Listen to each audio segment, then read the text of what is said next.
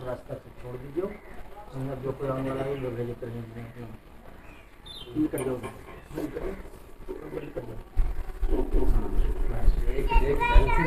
धीरे धीरे।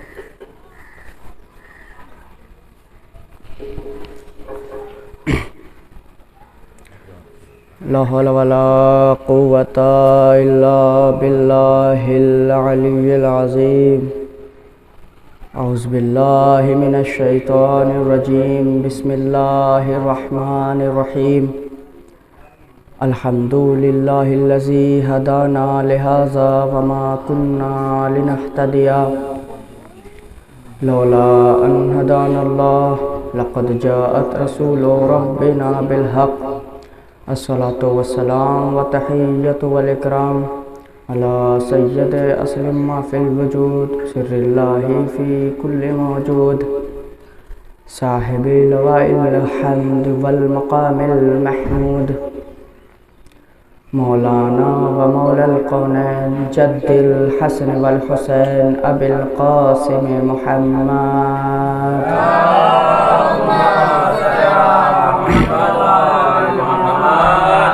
वअला अहले बैतिहि तय्यबीन अत्ताहिरीन अलमासूमीन अलमुंतजबीन मिन यौमिना हाज़ा इला क़याम यौमिद्दीन। अम्मा बाद फ़क़द क़ाला रसूलुल्लाहि सल्लल्लाहु अलैहि व आलिहि वसल्लम इन्नी तारिकुम फ़ीकुम सकलैन किताबल्लाहि व इतरती अहले बैती व इन तमस्सकतुम बिहिमा लन तज़िल्लु बअदी व इन्नहुमा लन यफ्तरिक़ा हत्ता यरदा अलैहिल हौज़। सलावत पढ़े बर मुहम्मद।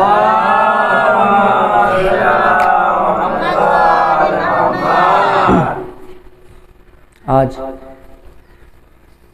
अशरा मजालिस की छठी मजलिस है।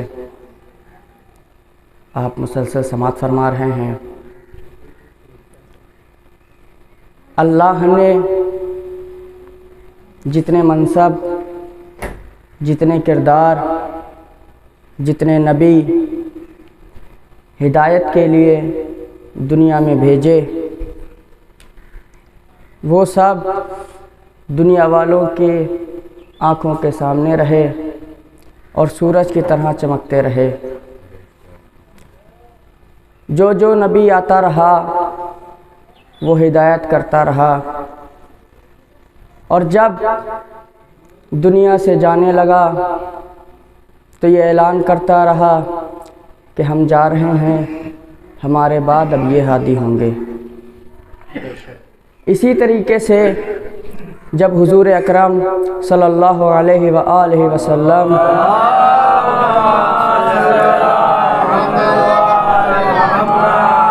दुनिया से जाने लगे तो इन्होंने भी पैगाम दिया। क्या पैगाम दिया? इन्नी तारिकुम फ़ीकुम सकलैन किताबल्लाहि व इतरत अहले बैती व इन तमस्सकतुम बिहिमा लन तज़िल्लु बअदी व इन्नहुमा लन यफ्तरिक़ा हत्ता यरदा अलैहिल हौज़। मैं तुम्हारे दरमियान दो गिरां कद्र, दो हम वज़नी, दो हम पल्ला चीज़ें छोड़ के जा रहा हूँ। क्या फ़ायदा है छोड़ के जाने का? अगर तुम इनसे मुतमस्सिक रहोगे, इनसे जुड़े रहोगे तो मेरे बाद कभी भी हरगिज़ हरगिज़ गुमराह नहीं होगे। ये ज़िम्मेदारी ली रसूल ने, ये गारंटी ली। अच्छा, ये तो फ़ायदा हो गया। इन दोनों की ख़ुद की क्या क्वालिटी है, इन दोनों की ख़ुद की क्या ख़ुसूसियत है? वइन्नहुमा लन यफ्तरिक़ा, ये दोनों कभी भी एक दूसरे से जुदा नहीं होंगे हत्ता कि मेरे पास हौज़े कौसर तक पहुँच जाएं। अब मेरा सवाल है आपसे, ये मैंने हदीस का तर्जुमा कर लिया, आप मुसलसल समात करते रहते हैं। अब मेरा सवाल है आपसे कि क्या रसूल के लिए वाक़ई ज़रूरी था बउनवान हिदायत कुरान और अहले बैत को छोड़ के जाना? अगर ज़रूरी था तो क्यों ज़रूरी था? इंशाअल्लाह इसी का मैं आपकी खिदमत में जवाब रखूँगा और मेरी बात तमाम हो जाएगी। उससे पहले मेरा एक छोटा सा सवाल है आपसे। आपके साथ आपके बचपन में कोई रहा हो, आप साथ में पले हों, साथ में बड़े हुए हों, आप उसका नाम भी जानते हो, मोहल्ले में जैसे किसी को भी आप उसका नाम भी जानते हो, आप उसके ख़ानदान के बारे में भी जानते हो, उसके घर वालों के भी बारे में जानते हो, आप उसके घर का पता भी जानते हो। अचानक वो एक दिन बड़ा हो और बड़ा हो के कहे कि मैं अल्लाह का नबी हूँ, मुझे अल्लाह की तरफ से भेजा गया है, तो आप में से कितने हैं जो ये मान लेंगे? मानेगा कोई? नहीं मानेगा। फिर सवाल समझ लीजिए, आपके साथ आपके बचपन में कोई रहा, साथ में बड़े हुए, आप दोनों ने साथ में जवानी में कदम रखा, आप उसके ख़ानदान के बारे में भी जानते हैं, उसके बाप का नाम भी जानते हैं, उसके दादा का नाम भी जानते हैं, उसके परदादा का नाम भी जानते हैं। अचानक वो एक दिन ये दावा करे कि मुझे अल्लाह की तरफ से भेजा गया है, और जब उस पर लोग यकीन ना कर रहे हो, ऐसी सूरत में ज़रूरी है कि वो मोजिज़ा दिखाए।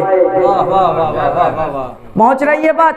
क्या ज़रूरी है? मोजिज़ा दिखाए। फिर जुमला सुन लीजिए, जो भी ये दावा करे कि मैं अल्लाह की तरफ से आया हूँ, उसके लिए ज़रूरी है कि वो मोजिज़ा दिखाए। तवज्जो अजीज़ों, जो भी ये कहेगा कि मुझे अल्लाह की तरफ से भेजा गया है, उसके लिए ज़रूरी है कि वो मोजिज़ा दिखाए।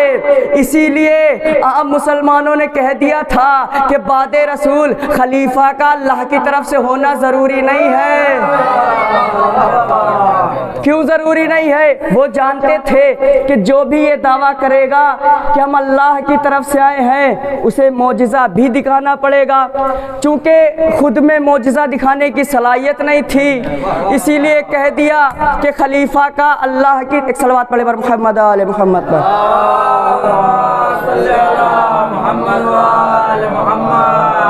चूँकि खुद में मोजिज़ा दिखाने की सलाहियत नहीं थी, इसलिए कह दिया कि खलीफा का अल्लाह की तरफ से होना ज़रूरी नहीं है। लेकिन जो सिलसिला ये कहता रहा कि हम अल्लाह की तरफ से आए हैं, वो सिलसिला मोजिज़ा भी दिखाता रहा। कभी चांद के दो टुकड़े करके दिखाए, कभी ज़र्रों से कलमा पढ़वा के दिखाया, कभी शजर से सजदा करा के दिखाया, कभी जन्नत में खाना भेज के दिखाया, कभी जन्नत से खाना मंगा के दिखाया, कभी मगरिब में जाते हुए सूरज को रोक के दिखाया।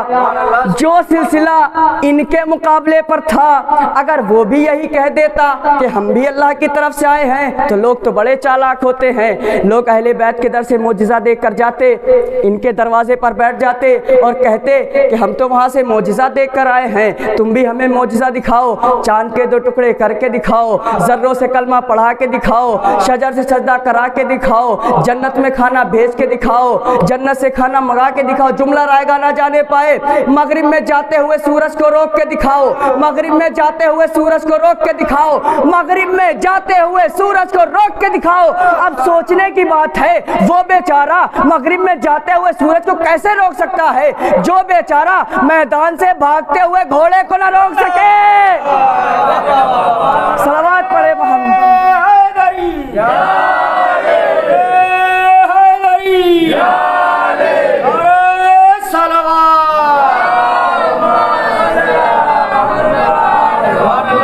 सोचने की बात है कि जो बेचारा मैदान से भागते हुए घोड़े को नहीं रोक सका, वो मगरिब में जाते हुए सूरज को क्या रोकेगा।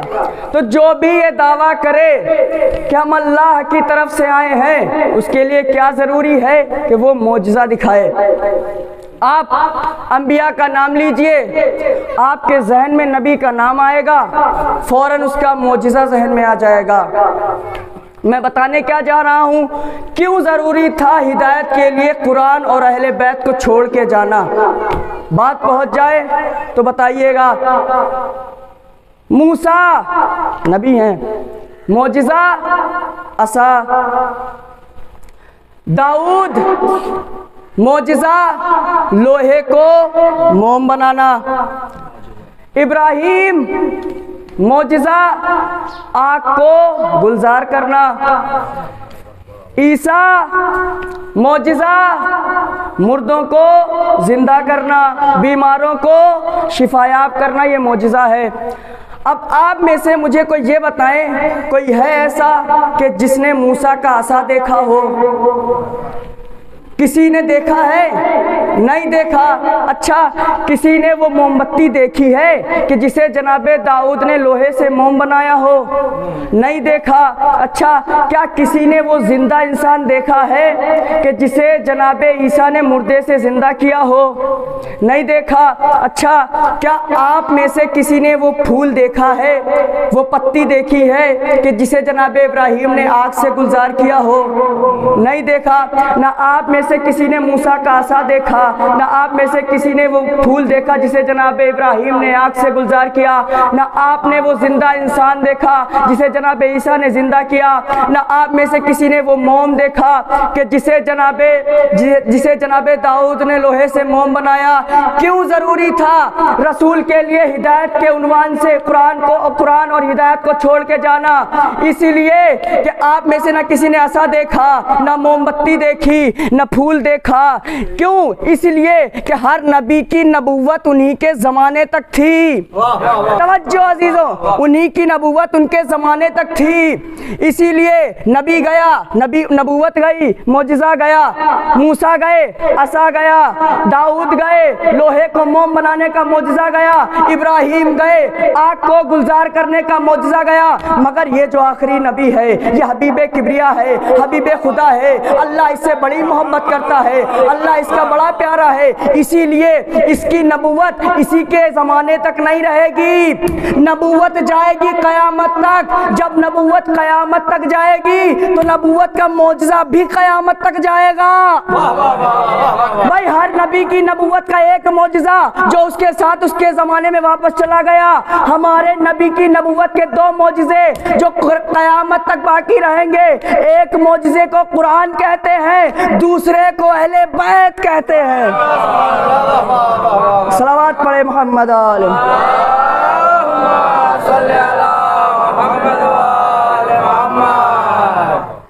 जो भी ये दावा करे कि हम अल्लाह की तरफ से आए हैं, उसके लिए क्या ज़रूरी है कि वो मोजिज़ा दिखाए। मोजिज़ा कहते किसे हैं? अगर मैं आपको आसान लफ्ज़ों में समझाऊं तो मोजिज़ा उसे कहते हैं कि जिसके जैसा कोई हो ना पाए। तवज्जो अजीज़ों, जिसका कोई जवाब ना हो। मसलन सूरज मशरिक से निकलता है, मगरिब में डूबता है, ये रोज़ होता है, मोजिज़ा नहीं है। किसी दिन मगरिब से निकले तो मोजिज़ा, सितारा आसमान में चमकता है, रोज़ चमकता है, कोई मोजिज़ा नहीं। किसी दिन किसी के दरवाजे पे सजदा करके चमके तो मोजिज़ा। तो मोजिज़ा उसे कहते हैं कि जिसका कोई जवाब ना हो, जिसके जैसा कोई हो ना पाए। अब अगर आपसे पूछे ना कि कुरान मोजिज़ा कैसे, अहले बैत मोजिज़ा कैसे, तो उनसे कहिएगा कि अगर कुरान मोजिज़ा नहीं है तो कुरान जैसी कोई किताब ला के दिखा दो, और अगर अहले बैत मोजिज़ा नहीं है तो अली जैसा कोई किरदार ला के बता दो।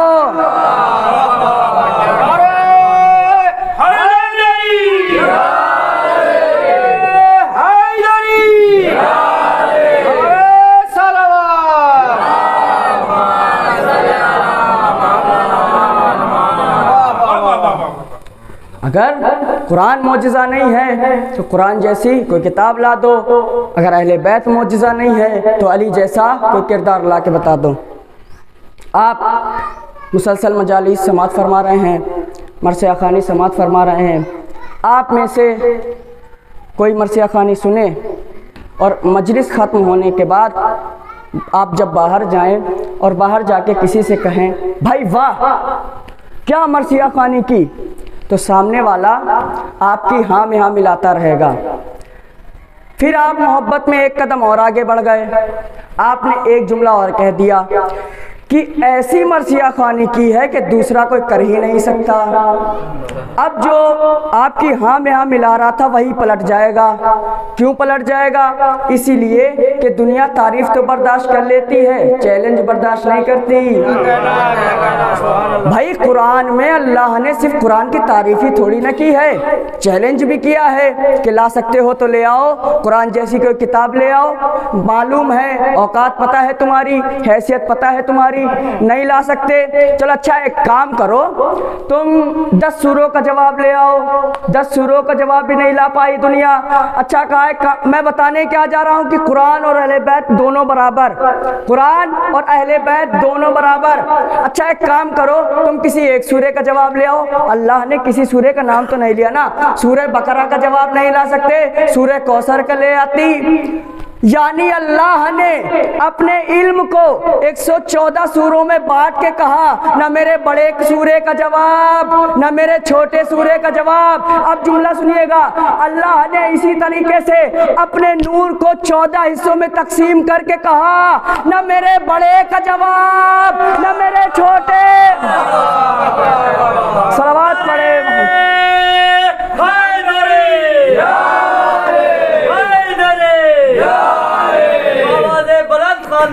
पर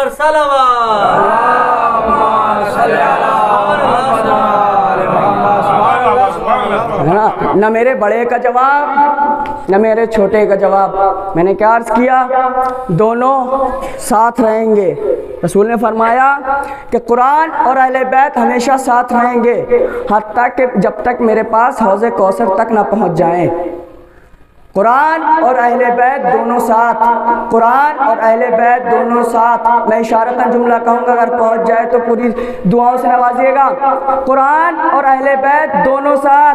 भाई एक बाप है, एक बेटा है, बाप ने पैदा होते ही कुरान सुना के बताया कि नाजिल होने से पहले साथ है। बेटे ने नौके नेज़ा पे तिलावत करके बताया कि सर कटने के बाद भी साथ है। एक सलावत पढ़े मोहम्मद आले मोहम्मद। पानी मैं लिया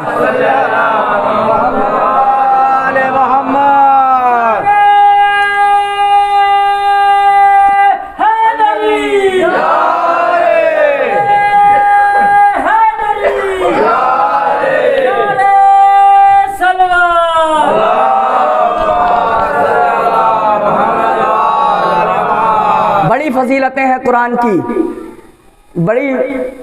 बड़ा मर्तबा है कुरान का। रसूल ने फरमाया कि जो बच्चा कुरान याद करके सुनाए उसकी 7 पुश्ते जहन्नुम में नहीं जाती। पुश्ते समझते हैं ना, पुश्त आगे होती है या पीछे होती है? पीछे होती है।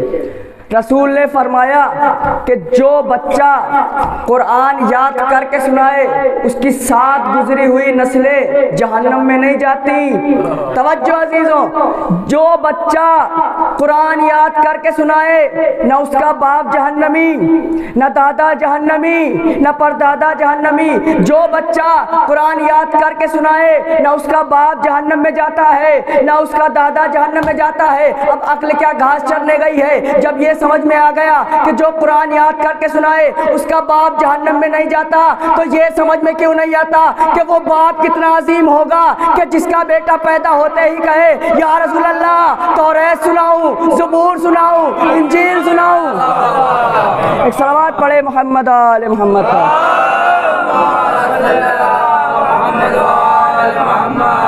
तो क्या फरमाया रसूल ने कि दामने कुरान को थामे रहिए, दामने अहले बैत को थामे रहिए, मेरे पास हौज़े कौसर तक पहुंच जाओगे। लेकिन यहाँ मसला कुछ और है, हमें तो जन्नत जाना है। भाई हमने नमाज़ पढ़ी किस लिए? कि जन्नत मिल जाए। रोज़ा हमने इसलिए रखा ताकि जन्नत मिल जाए। हज हमने इसलिए अदा की ताकि जन्नत मिल जाए। ज़कात हमने इसलिए अदा की ताकि जन्नत मिल जाए। मिस्कीनों की मदद इसलिए की ताकि जन्नत मिल जाए। गरीबों को खाना इसलिए खिलाया ताकि जन्नत मिल जाए। तवज्जो अजीज़ों, रसूल कह रहे हैं कि आप मेरे पास हौज़े कौसर पर आइए, हमें तो जाना है जन्नत। या रसूल अल्लाह जन्नत का पता बताइए। तवज्जो अजीजों, हमें जाना है जन्नत। रसूल कह रहे हैं हौज़े कौसर पे आइए। मिसाल के तौर पर मुझे मजलिस पढ़नी है लखनऊ में, मजलिस का दिन आया, मैंने फ़ोन किया तो उन्होंने कहा मौलाना एक काम करिए आप सीतापुर तक आइए। मैंने कहा मुझे लखनऊ में मजलिस पढ़नी है, लखनऊ का पता बताइए। कहा नहीं मौलाना आप सीतापुर तक आइए, हमें जाना है जन्नत। या रसूल अल्लाह जन्नत का पता बताइए। रसूल कहेंगे तुम हौज़े कौसर तक तो आओ, हमें पढ़नी है मजलिस लखनऊ में।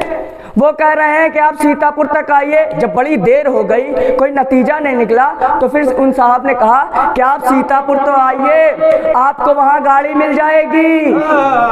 मैंने पूरी बात कह दी। अल्लाह जाने कौन समझा कौन नहीं समझा। हमें जाना है जन्नत। या रसूल अल्लाह, जन्नत का पता बताइए, हौज़े कौसर पर क्यों बुला रहे हैं? हमें जाना है लखनऊ, तुम हमें सीतापुर पे क्यों बुला रहे हो? इसलिए कि आप सीतापुर तक तो आइए, आपको वहां ड्राइवर मिल जाएगा जो आपको लखनऊ तक लेके जाएगा।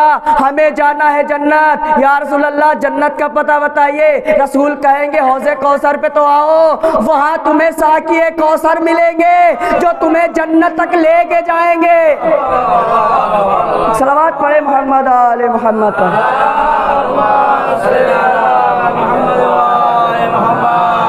कुरान और अहले बैत, आप मुसलसल मजालिस में समाअत फरमा रहे हैं कि फर्श अज़ा पे ऐसे आओ वैसे आओ, ये तमाम चीज़ें।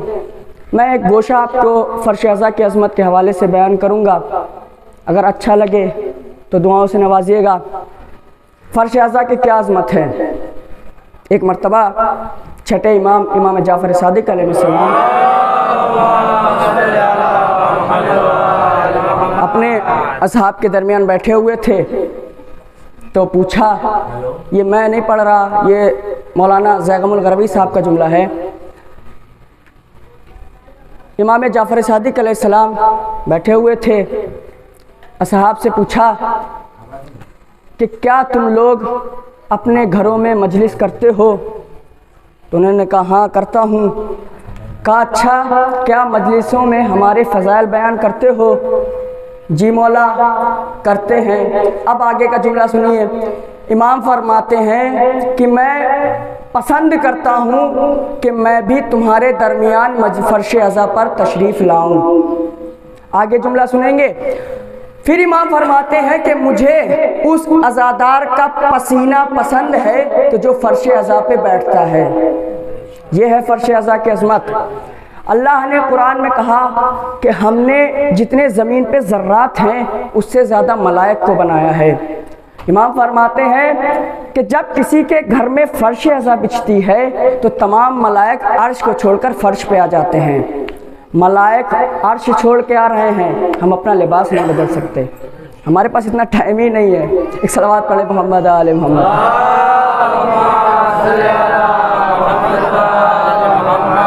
लिहाजा ये फर्श अज़ा की अज़मत को समझें। तमाम बातें तो होती रहेंगी। आज 6 मुहर्रम है और आप मुसलसल 6 मुहर्रम को उमूमन जनाब अली अकबर के मसाइब सुनते हैं, अली अकबर का जिक्र होता है। अगर दुनिया कुरान अहले बैत को कबूल कर लेती तो करबला कभी नहीं बनती। तारीख़ में है कि इमाम हुसैन 4 लाशों पे बहुत रोए। जानते हैं वो 4 लाशें किसके हैं? पहला लाशा कासिम का। तारीख़ बताती है कि जब इमाम कासिम के लाशे पे पहुँचे और अपने भतीजे को टुकड़ों में तकसीम देखा तो रोए जा रहे हैं, रुकते नहीं है आंसू उनके।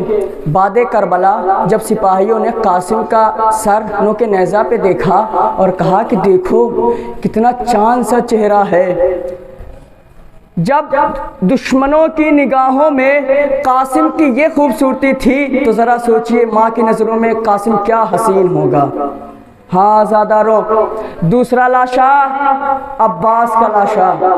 तारीख़ बताती है कि इमाम जब जनाब अब्बास के पास पहुँचे, पूछा भैया कोई वसीयत है, कोई आरज़ू है?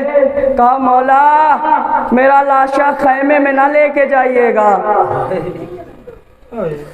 शायद मौला ने इसलिए भी कहा हो कि जिसकी कमर टूटी हो वो लाशा कैसे उठाएगा। शायद मौला ने इसलिए भी कहा हो कि अगर मौला मेरा लाशा खैमे में लेके जाएंगे कहीं मेरी भतीजी सकीना खाली कूजा लेके ना आ जाए। चचा आप तो पानी लेने गए थे, अजरकुम अल्लाह, खुदा आपको कोई गम न दे सिवाय गमे मजलूम करबला के। तीसरा लाशा जानते हैं किसका लाशा है? अकबर का लाशा। अल्लाहु अकबर।